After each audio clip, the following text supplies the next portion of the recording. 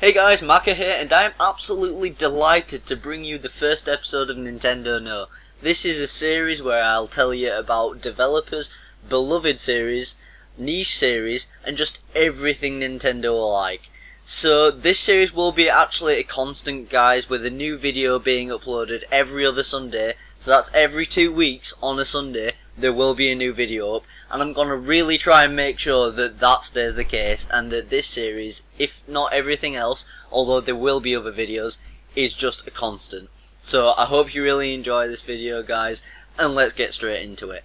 So with the release of Smash Bros for the Wii U and 3DS being in the last few months, who more appropriate to do the first episode of Nintendo No than one of my favourite developers, Masahiro Sakurai. The man who literally just doesn't age. Seriously, he gets younger. Just take a look at this picture. It's insane, guys. Sakurai started out his career with HAL Laboratories, a small Japanese games developer which, due to efforts of him and others such as the now CEO of Nintendo, Satoru Iwata, became a renowned and large developer which was quickly acquired and made a second-party developer for Nintendo within a short amount of time once they saw how good and how talented some of the employees were. Sakurai's first game was a dungeon crawler RPG called Arcana, which was released on the SNES in 1992 in both North America and Japan, with the Japanese release coming about a month or two before the American release, with Sakurai getting a special thanks for this game. After this, Sakurai created the breakthrough game and the breakthrough character that would prove to be the making of his career at the age of only 19, which is actually very young. And that, of course, was Kirby, and the game was Kirby's Dream Land. Received very well by many critics and fans alike.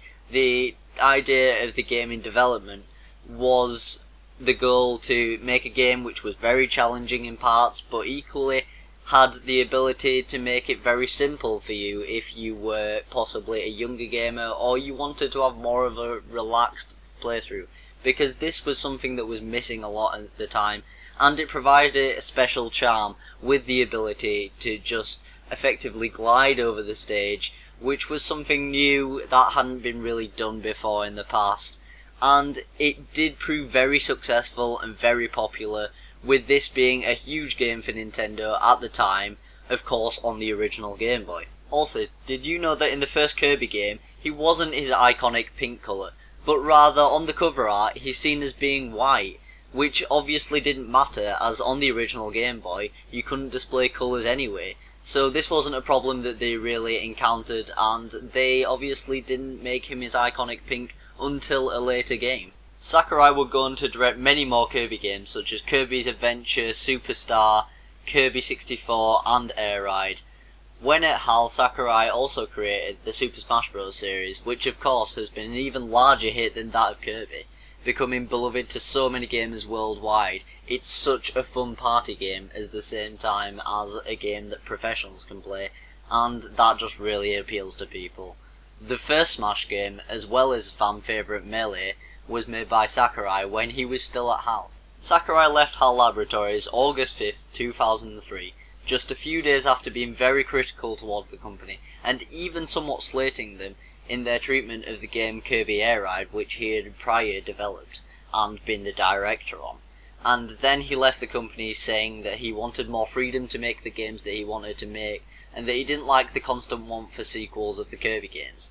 Many believe that due to Sakurai's exit from HAL, both the Kirby and Smash Bros. Series would cease to exist, but this was not the case, with HAL carrying on development for Kirby games, while Sakurai picked up where he left off as far as the Smash Bros. Series goes.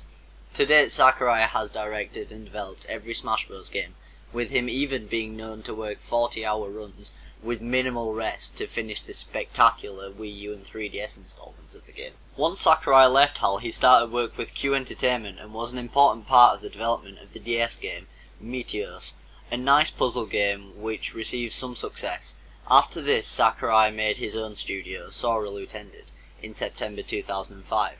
Since then, Sora have made the Smash Bros. Installments for the Wii, 3DS and Wii U respectively, with help from Bandai Namco and amongst other developers, as well as reviving the Kid Icarus franchise with the mostly well-received Kid Icarus Uprising on the Nintendo 3DS, Whether or not Sakurai and Sora will make the next installment of Super Smash Bros. Is still unknown, with him saying that he has now made his last game for the series.